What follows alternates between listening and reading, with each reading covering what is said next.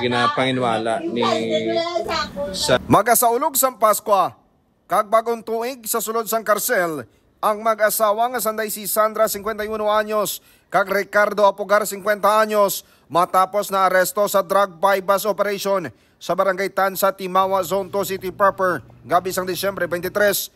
Sunod kay Police Captain Michael Tubaran, officer in charge sang Iloilo City Police Station 7, nga nabaklan si Sandra sang isa ka plastic sang ginapatian Cebu gamit ang 16,000 pesos nga bypass money. Na-recover sa iyang 17 tanan ka mga plastic sang droga nga nagabugat sang 90 gramos kag may market value nga 605,000 pesos. Sunod pa kay Captain Tuburan nga dawa na ka beses kanabaklan ng subject nga si Sandra kag yara ini sa Barangay Anti-Drug Abuse Council. Ginpayag pa sang hepe nga 3 na kasimana ang monitoring sa kapulisan kag gina-front lang ni si Sandra ang trabaho nga pagmanicure ako niya makabarigya sa droga kag ginatun-an ang posibilidad nga mga suki sini ang gabakalman sa iya sa droga. Nagapanumdum naman si Captain Tuburan nga padayon ang kampanya sa kapulisan batok sa illegal nga droga kag nagapasalamat sa mga pumuloy sa kooperasyon kag paghatag sang impormasyon. Ipagakandakan naton sa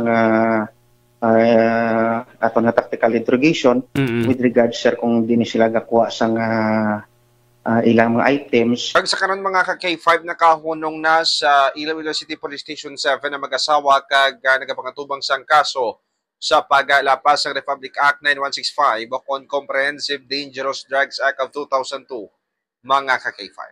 Balita nagikan sa City Proper, ako naman si ka-K5, Aaron Refoyo. Para sa Kampiyon na Balita, Serbisyo Publiko kag Kalingawan sa Iloilo, K5 News FM. Ang ining balita ang ginadulong sa inyo sang DTX Coffee Mix. Himo sa natural nga sangka pareho sang amarkuso, chia seeds, sugared cane extract powder. DTX Coffee Mix. Nakakapi ka na, naka-detox ka pa. DTX Coffee Mix. Mabakal sa mga butika.